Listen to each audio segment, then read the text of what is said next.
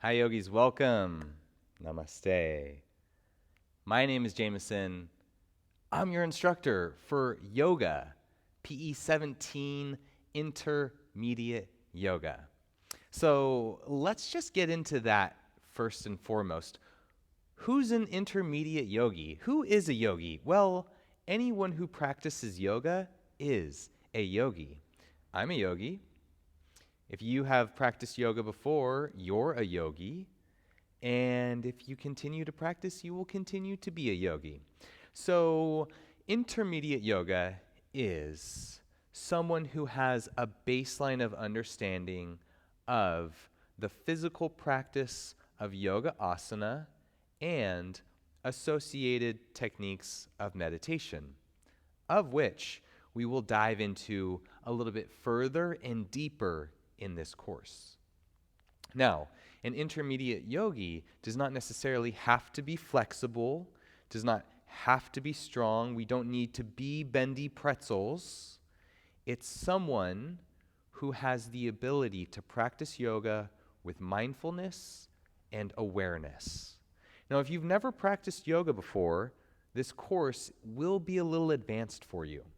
But if you have some baseline of understanding of a yoga practice, you're in the right place. And I am so happy that you are here. This is awesome. It's exciting. We're going to do so much this semester, and I can't wait to share this practice that I love so much, the practice of yoga, with all of you.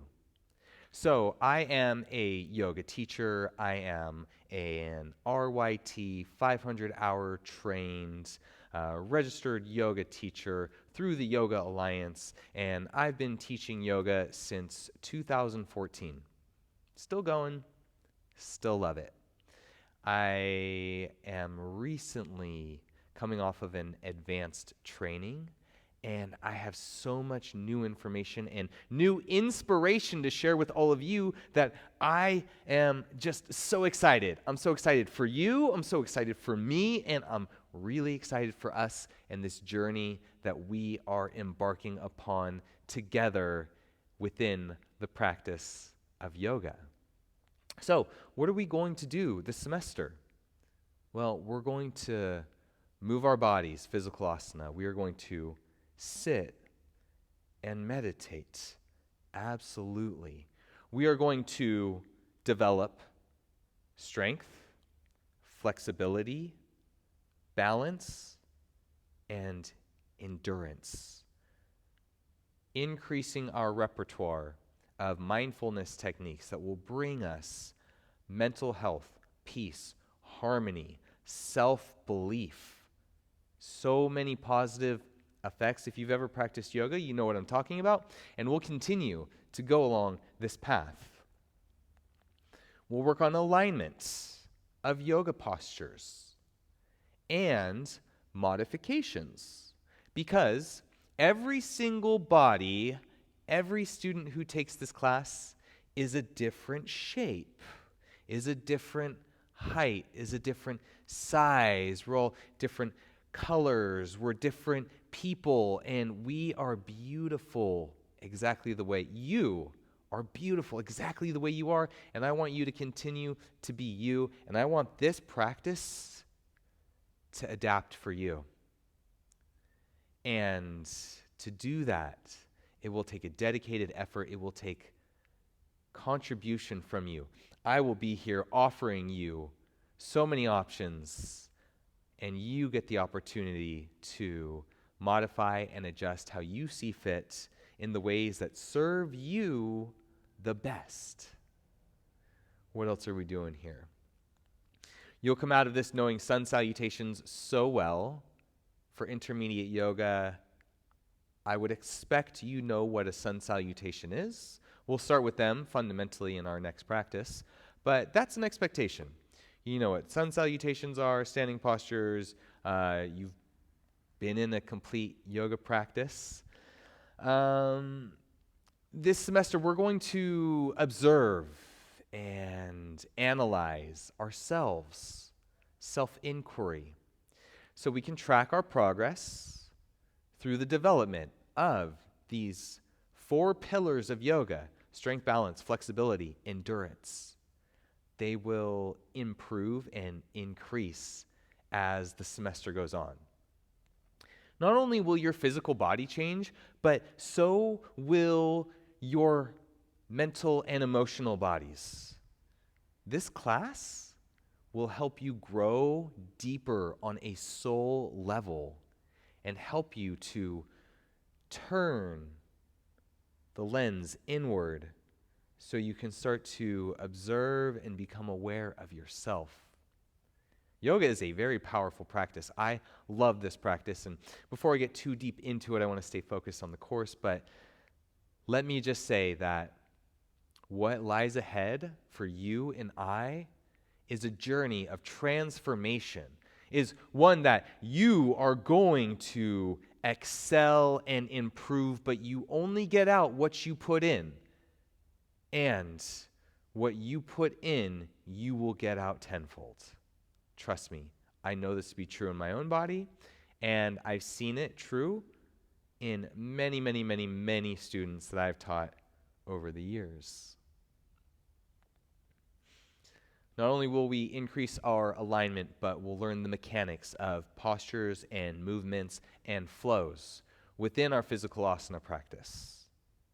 So this is, you could think of the next step to your yoga practice, to your yoga education, to going deeper into yourself in a way that will support and strengthen every aspect of your being. Thank you so much for being here. Okay, I got a lot of stuff to talk about today, things that are important. So, what do we do in this class? It's all online. That means that I film a yoga practice and you practice with me. Here's the important part. I offer a 1-hour yoga practice, and you practice that entire hour. You are required to participate in all of the yoga practices that I offer. That is from the very beginning at regular speed all the way to the very end. I offer an hour of practice. You practice for an hour. This is required.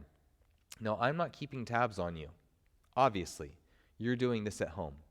But I do receive the assignments that you turn in. And I know if you've done the practice or not. I've been teaching yoga long enough, and I've received, at this point, thousands of yoga assignments from students that it's so clear to me. So let's just set the expectation right now. I film and I offer yoga to you, and you practice yoga for the entire duration of that class. Now, the second part for how this class is structured. So you get these yoga practices, you practice, and then after your practice, you complete an assignment. And the assignment is to take a photograph and to answer a prompt, a short writing assignment. So it goes like this. Every practice I select, I designate a single posture. And in fact, in the structure of my classes, it is what is known as the peak posture. It is the culmination. The entire practice will open our bodies and strengthen us until we get to a peak posture. That peak posture, I'm asking you to grab an image of yourself. Now, you can use your phone. You can have somebody take a photo of you. If you don't have anyone around, you can hit the 10-second button, or you can film a video of yourself and then screenshot it out of the video. All of these are good. If you're not sure, message me on Canvas. I'm very available to answer all of your questions. So, it goes like this. You perform the 1-hour practice, and then when you're done, the peak posture that I've written in the assignment, let's say it is Tadasana or mountain pose. You stand in that peak posture, get your picture taken, embed that into a Microsoft Word document. I will only accept Microsoft Word documents. At this point in your college career, it is of utmost importance that you know how to use the materials provided to you. And Microsoft Office is provided to all students. It is the best format for you to keep your yoga journal for the entire semester. So, take a photo, you put that into a Microsoft Word document, and then you type up your response to the prompt, which will be a question of self-inquiry and reflection on the day's yoga practice, and you submit that for credit. You get credit for completing the practice, submitting your photograph of the designated posture, and answering the prompt. So this is the basic structure of the class. You practice yoga with me, and then you take a photo of the selected posture, and then you complete your writing response to the prompt, submit that for credit. How's that sound? Sound good? Yes, I love it. Okay, so I am here for you. I am here to teach you. I am here to support you. I am your biggest fan. I will be your cheerleader. I am all the things that you need me to be. If you need me for anything, message me on Canvas. I'm available.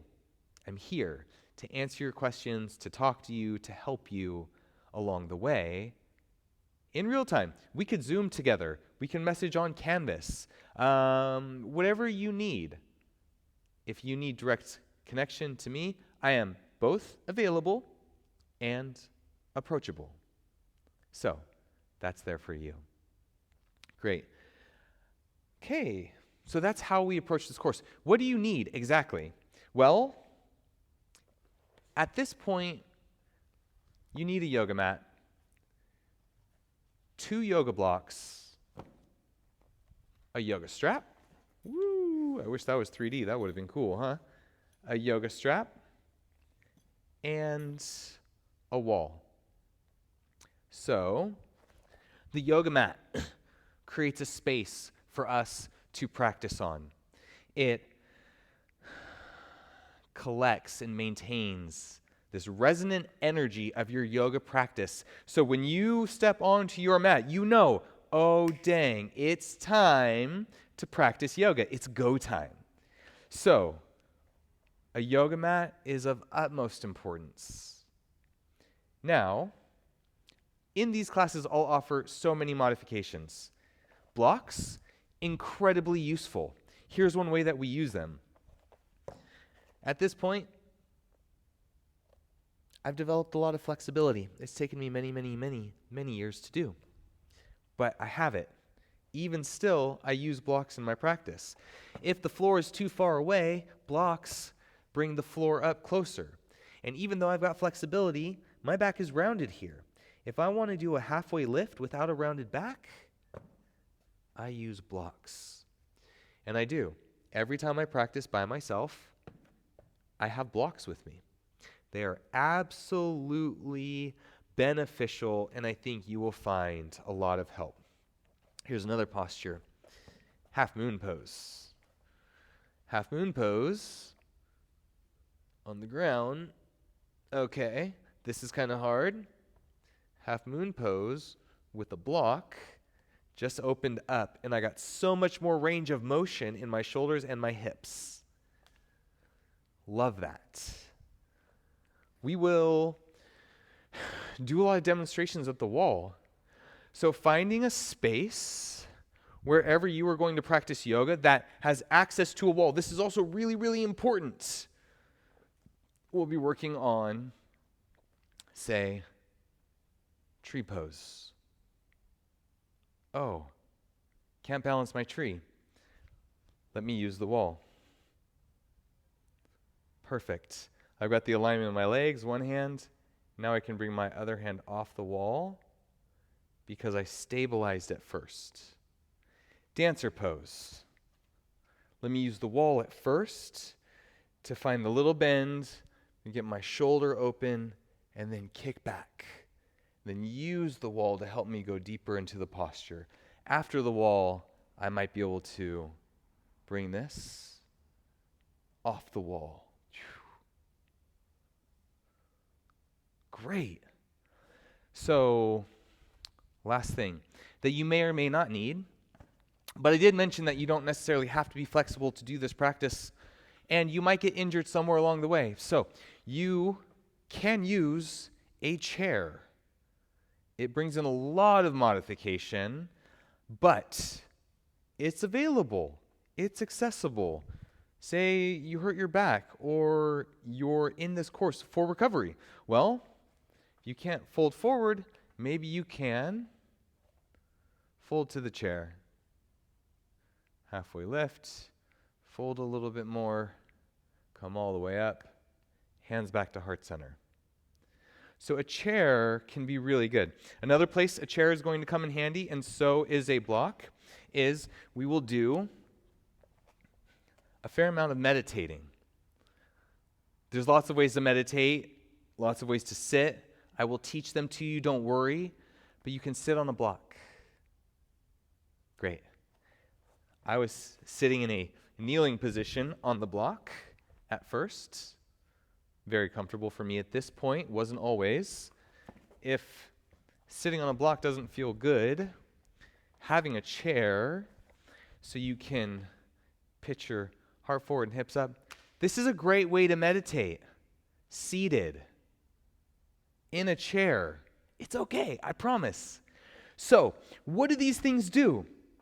This creates an environment, and this creates options and support for you to thrive in this course. You are going to do so good because you're supporting yourself by having a yoga mat in a yoga space with access to a wall, 2 blocks. Maybe I should show how the strap works. Got it. And a strap. Let's not forget about this. So a strap makes your arms longer. Okay? Balance on one foot. Peace fingers to big toe. And extend. But what if I can't reach my foot? What do I do then? Well, we've got the strap, knee bends, and extend. This might be our yoga posture. Now, this shape, whoop, whoop, whoop, the shape with the strap is not less than, is not better than not using the strap. They're just yoga postures, and we're modifying them to our own body. So, however you are, whoever you are, whatever you're showing up with your history, with your everything that makes you beautifully and uniquely you, I love that. You are not less than me. I'm not better than you. I'm not doing we're having a shared experience. You and I, we're sharing. Your shapes will look different than my shapes. I've been practicing yoga for 14 years? Consistently. I'm still pretty tight, but I love the practice, and also I love my body in all of the ways that it moves and doesn't move. And so, your body is also great. Part of loving yourself and supporting yourself is having blocks, having a strap, having a chair, having a mat, having a wall. We will use all of these things, and I will teach you. This is also part of being an intermediate yogi, is having the discipline and the discernment to know what shape, what adjustments, what modifications, how far to go in your yoga practice. And I will help you. If you're like, I don't know how to do that, that's okay. That is what will take you to that next level. So that this yoga practice becomes something that's so good for you. That you can take any yoga class anywhere in the world at any time and have a foundational knowledge of yoga that you can adjust and adapt it so that it's always serving you and filling you up. I love that. I love that. And I love that I'm going to get to share that with you. I'm so excited. Okay, cool. So we've got the materials. Modifications. Now, this is important, right? This is really important. When you're taking a photo, I will offer many modifications, and you do not have to do the hardest one. You do not have to submit that. For instance, let's say the peak posture is Uttita Asta Padangustasana. That is said in the language of Sanskrit, which I'll give both Sanskrit and English versions. It's extended hand to big toe pose. But what if I can't reach my toe? Well, we've got a couple options. First option will be hand to knee at the wall. Great. Second option will be hand to strap in the middle of the room. This might be the one that you take a photo of. Or if that one is feeling too challenging, like you're falling, whatever that extension of your knee doesn't feel good in your hip, hand to knee at the wall. These are all good options for what I want you to submit. Or you might have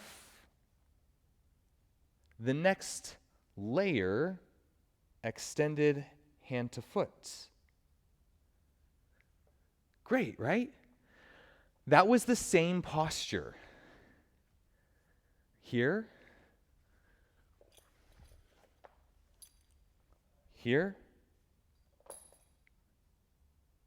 and here. Do you see that?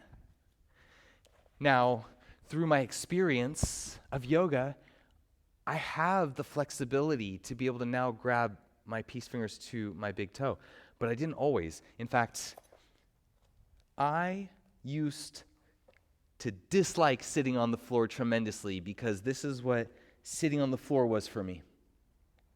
It was the most uncomfortable thing. I would be here for like 5 seconds, and then I'd have to move because I didn't have the flexibility in my hips. But slowly over time, bodies are malleable. My shape has changed. This is one of the powers of yoga, is the power to transform. And not only did it transform my body, but it also transformed my mind, and it helped me to become more open and caring and loving and compassionate. And it just helped on so many levels. Helped everything. And I'm still practicing. So, you are not me, I am not you. We are sharing the practice of yoga together. Please modify. I cannot see you when you're at home, but if I tell you, if I ask you to do something and it doesn't feel good, don't do it. Don't do things that don't feel good, that hurt you. I'm not here to hurt you. I'm here to help you and support you in helping yourself. If you're not sure, message me on Canvas. Let me know. We'll have a conversation. Cool. Okay. So, what do you do if you're pregnant? Well, first off, congratulations. Every semester, I have pregnant yogis in my classes, and that's wonderful. I love it. There are certain things pregnant women can do and cannot do. If you are pregnant, please message me. Let's have a conversation. Let's talk. For general overview, if you have a baby in the belly, don't squish the baby. Right? So you don't want to fold forward and squish the baby. You don't want to put compression on the child that is forming inside of you. And then Shavasana you'll want to do on your side. Please talk to me. Reach out if you're pregnant. We can have a further conversation. If there's enough, we'll do a group meeting, and we'll all share about how you can still take yoga. You can be in my class if you're pregnant. It's not a limitation. Everybody is welcome. We'll figure out a way for you, whoever you are, to participate and to excel. I'm so excited. I'm so happy you're here. Okay. So, that covers most of the basics in this course. We are on a journey. We are going to go so far. We are going to dive deep into ourselves to learn about yoga, to practice yoga, to move our bodies, to sit and meditate, to become self-aware through the practice of self-inquiry. And it will happen by you creating a yoga space with all the required materials, practicing from beginning to end, the entire duration of a class. And then, when you're done, you will take a photo of yourself in the posture. You will take that photo, put it into a Microsoft Word document. You will answer the prompt question that is in the instructions, and you will submit that. And that will be your credits. Now, 2 assignments a week. You have from Monday to Wednesday to do the first assignment, from Wednesday to Friday to do the second assignment. If you miss an assignment, you have 1 extra week to complete either of those for half credit. So what we're getting away from, what I cannot help is if you miss a month and then come back and say, I did all my work. Not going to work. 2 assignments a week. 1 week on every assignment. So Wednesday you have an extra week till Wednesday. Friday you have an extra week till Friday to complete for half credit. Now those half credits build up quick enough that if you do that every time, you will not pass. If you do all of your work on time, complete the yoga practice, you'll do great. No guesses, no questions about it. You are going to get out what you put in. And whatever you put in, you will get out tenfold. I am your guide here to help you on this yoga journey of taking it to the next level of becoming an intermediate yoga practitioner, one who knows how to modify and adjust and take care of themselves and put in the dedication that is necessary to excel. And excel you will. Okay, so all that being said, I would love for you to find a seat, no matter where you are. Maybe you're already sitting, maybe you're lying in bed, or you're laying on the couch. Find a seat where you can sit upright, kind of like this. Hands can be on your lap. You are welcome to close your eyes. Here's our first brief breathing meditation. Please join me.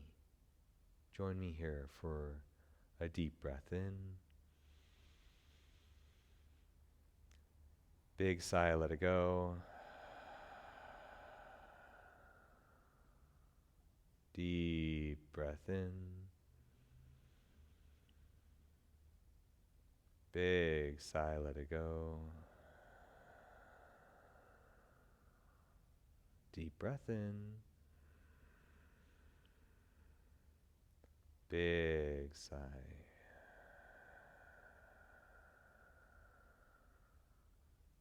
Deep breath in. Big sigh.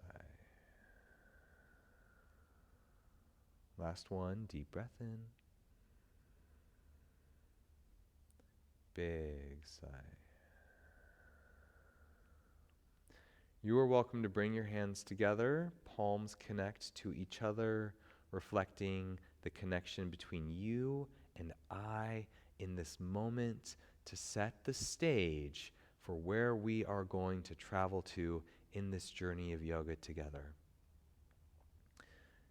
You're invited to bow in honor of you and I and us, and every time you are welcome to, when I say namaste, you can say namaste, and I'll get into that, what it means. So thank you so much for being here. Namaste. Yeah, so cool. All right, welcome, hello, thank you for being here. All right, first assignment, Tadasana. You will take a picture of yourself in standing with your feet about as wide as your hips. Your palms are facing forward. Your heart is lifted up, chin on the horizon. Perfect. When you take your photo, you can close your eyes. You can keep your eyes open. You can smile if you want to, or not. It's all good to me, right? But these are the cues for your alignment. Tadasana, mountain pose, is our standing position.